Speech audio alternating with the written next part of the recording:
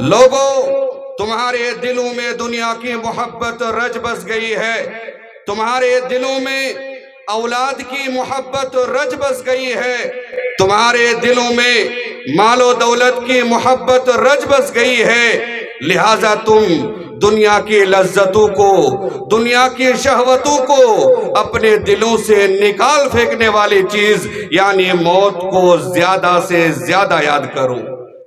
برادران اسلام، اگر ہم اور آپ موت کو یاد کرتے ہیں تو انشاءاللہ موت کو یاد کرنے کی برکت سے ہمارے دلوں سے دنیا کی محبت نکل جائے گی، آخرت کی محبت پیدا ہوگی۔ ایک اور حدیث کے اندر جناب محمد الرسول اللہ صلی اللہ علیہ وسلم فرماتے ہیں، كنت نہیتکم عن زیارت القبور،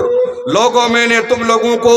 قبروں کی زیارت سے منع کیا تھا، لیکن اب وہ حکم منسوخ ہو چکا ہے، فزوروها، لہٰذا تم لوگ قبروں کی زیارت کرو، فإنها تذکرکم الآخرہ، اس لیے کہ قبروں کی زیارت کے اندر وہ طاقت ہے،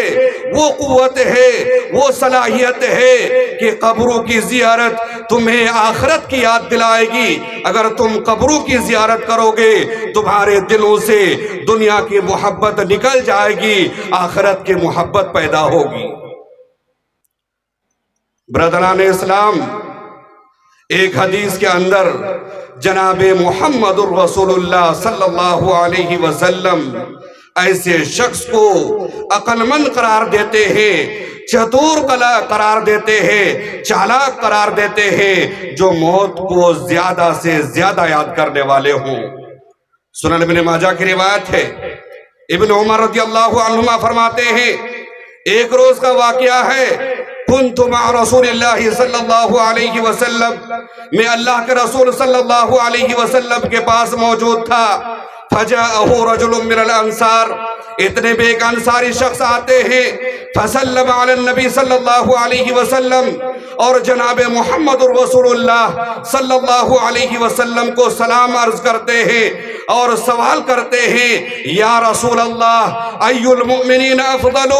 مومنوں میں سب سے زیادہ افضل کون ہے، بہتر کون ہے؟ جناب محمد الرسول اللہ صلی اللہ علیہ وسلم جواب میں فرماتے ہیں، احسنہم خلقا، مومنوں میں جن کے اخلاق اچھے ہوں گے، جن کے اخلاق بہتر ہوں گے، مومنوں میں وہ سب سے زیادہ بہتر اور افضل قرار پائے گا۔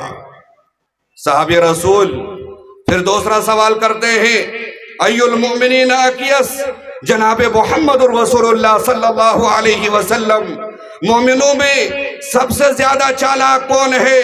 چتور کون ہے، عقل مند کون ہے، بدھیمان کون ہے؟ جناب محمد الرسول اللہ صلی اللہ علیہ وسلم جواب میں فرماتے ہیں، اکثرہم للموت ذکرا واحسنہم لما بعدہ استعدادا، اولئک الاکیاس، کہ مومنوں میں جو سب سے زیادہ موت کو یاد کرنے والے ہوں، جو سب سے زیادہ موت کے بعد کے مراحل کے لیے تیاری کرنے والے ہوں، مومنوں میں ایسے لوگ سب سے زیادہ عقل مند ہیں۔ لیکن افسوس کی بات یہ ہے کہ آج مسلم سماج کے اندر ہم اور آپ عقل مند کسے سمجھتے ہیں، چتور اور چالاک کسے سمجھتے ہیں؟ جو لوگوں کو زیادہ سے زیادہ بیوقوف بنا سکے، لوگوں کو زیادہ سے زیادہ ٹھگ سکے، لوگوں کو زیادہ سے زیادہ دھوکہ دے سکے، ایسے لوگوں کو ہم اور آپ عقل مند سمجھتے ہیں۔ لیکن شریعت کی نظر میں ایسے لوگ عقل مند نہیں ہیں، بلکہ ایسے لوگ خسارے میں ہیں، ایسے لوگ اپنی دنیا کو اور آخرت کو برباد کرتے ہیں۔ بلکہ شریعت کی نظر میں عقل مند وہ ہے جو موت کو زیادہ سے زیادہ یاد کرے اور موت کے بعد کے مراحل کے لیے زیادہ سے زیادہ تیاری کرنے والے ہوں۔ برادران اسلام، ہر نفس پر موت آتی ہے، ہر جاندار پر موت آتی ہے، ہر انسان کو دنیا سے رخصت ہونا ہے، مرنا ہے میرے بھائیو۔ اور جب ایک انسان پر موت آتی ہے وہ لمحہ آسان نہیں ہوتا ہے، بلکہ زندگی کی سب سے کٹھن اور مشکل گھڑی ہوتی ہے۔ اس کی سب سے بڑی دلیل جناب محمد رسول اللہ صلی اللہ علیہ وسلم کی موت ہے۔ بخاری شریف کی روایت ہے، عائشہ رضی اللہ عنہ فرماتی ہے، ان رسول اللہ صلی اللہ علیہ وسلم کان بین یدیہ رکوۃ او علبہ فیہا ماء۔ جناب محمد رسول اللہ صلی اللہ علیہ وسلم دنیا سے رخصت ہو رہے تھے اور آپ کے سامنے پانی سے بھرا ہوا ایک پیالہ رکھا ہوا تھا۔ فجعل يدخل يديه في الماء۔ جناب محمد رسول اللہ صلی اللہ علیہ وسلم اپنے دونوں ہاتھ کو اس پیالے میں داخل کر رہے تھے، فیمسح بہما وجہا، اور اپنے دونوں ہاتھوں کو اپنے چہرے پر پھیر رہے تھے اور آپ فرما رہے تھے، لا الہ الا اللہ ان للموت لسکرات۔ اللہ کے سوا کوئی معبود برحق نہیں، یقیناً موت کی سختیاں ہوتی ہے۔ پھر جناب محمد رسول اللہ صلی اللہ علیہ وسلم اپنے ہاتھ کو بلند کرتے ہیں اور فرماتے ہیں، پھر رفیق الاعلیٰ حتی قبضہ، یہاں تک کہ جناب محمد رسول اللہ صلی اللہ علیہ وسلم کی روح قبض کر لی جاتی ہے۔ برادران اسلام، جناب محمد رسول اللہ صلی اللہ علیہ وسلم افضل الانبیاء والرسل گزرے ہیں، خاتم النبیین گزرے ہیں، سید الاولین والآخرین گزرے ہیں، لیکن جناب محمد رسول اللہ صلی اللہ علیہ وسلم پر موت کی تکلیف اور سختی پیش آتی ہے کہ آپ اپنے دونوں ہاتھ کو پیالے میں داخل کرتے ہیں اور اپنے دونوں ہاتھوں کو اپنے چہرے پر پھیرتے ہیں۔ برادران اسلام، ہم اور آپ کو چاہیے کہ ہم اور آپ اس دن کے لیے کچھ تیاری کریں۔ برادران اسلام، آج ہم اور آپ دنیا کی محبت میں مشغول ہے۔ آج ہم اور آپ اپنی پوری طاقت دنیا کمانے میں صرف کرتے ہیں، لیکن ایک بات کان کھول کر سن لے، جب ہم اور آپ دنیا سے رخصت ہوں گے، ملک الموت ہمارے پاس حاضر ہوگا، تو میرے بھائیوں، ہر انسان تمنا کرے گا، آرزو کرے گا، اللہ رب العزت تھوڑی سی مہلت مل جاتی، تھوڑی سی رخصت مل جاتی، اللہ رب العزت دنیا کی طرف دوبارہ بھیج دیتے تو نیک عمل کر لیتا۔ اللہ رب العزت کا فرمان ہے، وَأَنفِقُوا مِمَّا رَزَقْنَاكُم مِّن قَبْلِ أَن يَأْتِيَ أَحَدَكُمُ الْمَوْتُ فَيَقُولَ رَبِّ لَوْلَا أَخَّرْتَنِي إِلَىٰ أَجَلٍ قَرِيبٍ فَأَصَّدَّقَ وَأَكُن مِّنَ الصَّالِحِينَ۔ لوگو، ہم نے تمہیں جو روزی دے رکھی ہے، جو پاک روزی دے رکھی ہے، اس میں سے تم اللہ کے راستے میں خرچ کرو، قبل ان یاتی احدکم الموت، قبل اس کے کہ تم میں سے کسی کو موت آ جائے، فیقولا، پھر وہ کہے، پھر وہ تمنا کرے، آرزو کرے، خواہش کرے، رب لولا اخرتنی الی اجل قریب، اے میرے رب تھوڑی سی مہلت مل جاتی، تھوڑی سی رخصت مل جاتی، فاصدقا، صدقہ و خیرات کرتا، وَأَكُن من الصالحین، اور اپنا شمار نیک لوگوں میں کر لیتا۔ ایک اور مقام پر اللہ رب العزت کا فرمان ہے، حَتَّى إِذَا جَاءَ أَحَدَهُمُ الْمَوْتُ، یہاں تک کہ جب ان میں سے کسی کو موت آئے گی، قالا، وہ کہے گا، رب ارجعون، اللہ رب العزت ہمیں دنیا کی طرف لوٹا دے، ہمیں دنیا کی طرف دوبارہ بھیج دے۔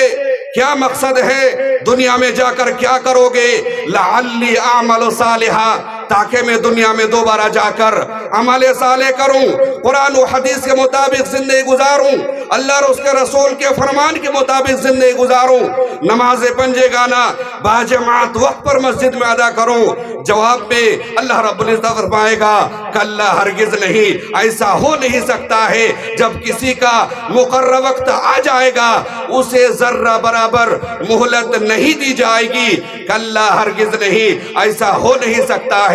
انہا کلمۃ هو قائلها، یہ محض ایک کہنے کی بات ہوگی، ایک زبانی بات ہوگی، ایک زبانی دعویٰ ہوگا، اس کی کوئی حقیقت نہیں ہوگی۔ تو میرے بھائیوں، ایک انسان مرتے وقت تمنا کرے گا، آرزو کرے گا، لیکن افسوس مرتے وقت تمنا کرنے سے، آرزو کرنے سے یہ تمنا اور آرزو کچھ کام آنے والے نہیں ہے۔ اس لیے میرے بھائیوں، ہمیں اور آپ کو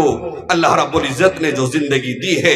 ہم اور آپ جو سانس لے رہے ہیں، یہ بہت ہی قیمتی چیز ہے میرے بھائیوں۔ اس نعمت کی قدر کیجئے۔ اللہ رب العزت کا فرمان ہے وَإِن تَعُدُّوا نِعْمَةَ اللَّهِ لَا تُحْصُوهَا۔ لوگو، ہماری نعمتیں تمہارے اوپر اس قدر ہے، بے شمار ہے، انگنت ہے، اگر تم اسے شمار کرنا چاہو، گننا چاہو، لا تحصوها، تم گن نہیں سکتے، شمار نہیں کر سکتے۔ تو میرے بھائیوں، اللہ رب العزت کی بے شمار نعمتوں میں سے ایک بڑی نعمت یہ ہے کہ اللہ رب العزت نے ہمیں اور آپ کو زندگی دی ہے۔ برادران اسلام، ایک مرنے والا شخص جب مرتا ہے، لوگ اسے اپنے کندھے پر اٹھاتے ہیں، قبرستان کے حوالے کرنا چاہتے ہیں۔ میرے بھائیوں، مرنے والا اگر نیک ہوتا ہے، صالح ہوتا ہے، کہتا ہے مجھے ذرا جلدی لے چلو، مجھے ذرا جلدی لے چلو۔ اور اگر مرنے والا غیر صالح ہوتا ہے، وہ کہتا ہے یا ویلہا این یذہبون بہا، ان لوگوں کو کیا ہو گیا ہے، مجھے کہاں لے جا رہے ہیں۔ بخاری شریف کی روایت ہے، جناب محمد رسول اللہ صلی اللہ علیہ وسلم کا فرمان ہے اذا وضعت الجنازۃ فاحتملها الرجال على اعناقهم، جب ایک جنازہ تیار ہوتا ہے، لوگ اسے اپنے کندھوں پر اٹھاتے ہیں۔ فَإِنْ كَانَتْ صَالِحَةً، مرنے والا اگر نیک ہے، صالح ہے، متقی ہے، پرہیزگار ہے، قالت کہتا ہے قدمونی قدمونی، مجھے ذرا جلدی لے چلو، مجھے ذرا جلدی لے چلو۔ وَإِنْ كَانَتْ غَيْرَ صَالِحَةً، اور اگر غیر صالح ہے، فاسق و فاجر ہے، گنہگار ہے، قالت کہتا ہے یا ویلہا این یذہبون بہا، انہیں کیا ہو گیا ہے، مجھے کہاں لے جا رہے ہیں۔ یسمع صوتہا کل شیء الا الانسان، اس میت کی چیخ اور پکار کو سارے مخلوق سنیں گے، الا الانسان، سوائے انسان کے۔ ولو سمعها الانسان لصعق، اگر اس میت کی چیخ اور پکار کو انسان سن لے تو انسان کے بس کی بات نہیں، وہ بے ہوش ہو جائیں گے۔ برادران اسلام، جس طرح دنیا کے اندر نیک اور صالح اور فاسق و فاجر دونوں کے اعمال یکساں اور برابر نہیں ہوتے ہیں، ٹھیک اسی طرح قبر کے اندر دونوں کے انجام یکساں اور برابر نہیں ہوں گے۔ اس نقطہ کو بیان کروں گا، پھر 2 منٹ میں میں اپنی بات ختم کروں گا۔ مسند احمد کی روایت ہے، نبی کریم صلی اللہ علیہ وسلم کا فرمان ہے کہ جب ایک میت کو قبر میں رکھ دیا جاتا ہے، اس کے پاس منکر و نکیر 2 فرشتے آتے ہیں اور ان سے سوال ہوتا ہے آپ کا رب کون ہے، آپ کا دین کیا ہے، جناب محمد رسول اللہ صلی اللہ علیہ وسلم کے بارے میں آپ کیا جانتے ہیں۔ مومن، ایک مسلمان، ایک متقی، ایک پرہیزگار سارے سوالوں کے صحیح جواب دے دیتے ہیں۔ فَيُنَادِي مُنَادٍ مِّنَ السَّمَاءِ، آسمان سے ندا دینے والے ندا دیتے ہیں ان صدق عبدی، میرے بندے نے سچ کہا، فَأَفْرِشُوهُ مِنَ الْجَنَّةِ، میرے بندے کے لیے قبر میں جنت کا بچھونا بچھا دو، وَأَلْبِسُوهُ مِنَ الْجَنَّةِ، جنت کا لباس پہنا دو، وَافْتَحُوا لَهُ بَابًا إِلَى الْجَنَّةِ، اور جنت کی طرف ایک کھڑکی اور دروازہ کھول دو۔ لیکن اس کے برخلاف مرنے والا اگر فاسق ہے، فاجر ہے، گنہگار ہے، تو وہ سارے سوالوں کے جواب میں کہے گا ہا لا ادری، ہائے افسوس، مجھے نہیں پتا ہے مجھ سے کیا پوچھے جا رہے ہیں، مجھے کوئی علم نہیں ہے۔ پھر آسمان سے ندا دینے والے ندا دیں گے ان کذبا، اس نے جھوٹ کہا، غلط کہا، فافرشوہ من النار، لہذا اس کی قبر میں دوزخ کا بچھونا بچھا دو، والبسوہ من النار، دوزخ کا لباس پہنا دو، وافتحوا له بابا الى النار، اور دوزخ کی طرف کھڑکی اور دروازہ کھول دو۔ تو برادران اسلام، جس طرح دنیا کے اندر نیک اور بد دونوں کے اعمال یکساں نہیں، ٹھیک اسی طرح قبر کے اندر دونوں کے اعمال اور دونوں کا انجام یکساں اور برابر نہیں ہوں گے۔ اس لئے نبی کریم صلی اللہ علیہ وسلم فرماتے یتبع المیت ثلاثۃ، ایک میت جب مرتا ہے اس کے ساتھ 3 چیزیں جاتی ہے، ان میں سے 2 چیزیں واپس آ جاتی ہے اور ایک چیز میت کے ساتھ جاتی ہے، یتبعہ اہلہ ومالہ وعملہ۔ ایک میت کے ساتھ اس کے رشتہ دار جاتے ہیں، اس کے دوست احباب جاتے ہیں، اس کے ساتھ تدفین کے چند اوزار جاتے ہیں، ایک چارپائی جاتی ہے اور اس کا عمل جاتا ہے، لیکن ان میں سے اس کے دوست احباب واپس آ جاتے ہیں، خیش و اقارب واپس آ جاتے ہیں، اس کے سامان واپس آ جاتے ہیں، وَيَبْقَى عَمَلُ، اور میت کے ساتھ اس کا عمل اس کی قبر میں باقی رہتا ہے۔ اب عمل 2 طرح کا ہوتا ہے، عمل اگر اچھا ہے، قرآن و حدیث کے مطابق ہے، نیک عمل ہے، آپ کا انجام قبر کے اندر بہتر ہوگا، اور اگر آپ کا عمل برا ہے، قرآن و حدیث سے ہٹ کر ہے، تو آپ کا انجام قبر میں بھی برا ہوگا، حشر میں بھی برا ہوگا، اور آخری میں آپ کا انجام دوزخ ہوگا۔ تو برادران اسلام، آج کے اس بیان کے ذریعے آپ سامعین تک یہی پیغام پہنچانا چاہوں گا کہ میرے بھائیوں، آج ہم اور آپ دنیا کی محبت میں مشغول ہیں، مصروف ہیں، ہمارے دلوں سے آخرت کی محبت نکل چکی ہے، لہذا ہمارے لیے ضروری ہے کہ ہم موت کو زیادہ سے زیادہ یاد کریں، قبروں کی زیارت کریں اور زیادہ سے زیادہ نیک عمل کریں۔ اللہ رب العزت ہم سب کو کہنے اور سننے کے ساتھ ساتھ عمل کی توفیق عطا فرمائے۔ اللہ رب العزت ہم سب کو قرآن و حدیث کے مطابق زندگی گزارنے کی توفیق عطا فرمائے۔ اللہ رب العزت ہم سب کو پکا سچا نمازی بنا دے، آمین یا رب العالمین۔ اقول قولی ھذا استغفر اللہ لی ولکم ولسائر المسلمین فاستغفروہ انہ هو الغفور الرحیم۔ السلام علیکم ورحمۃ اللہ وبرکاتہ۔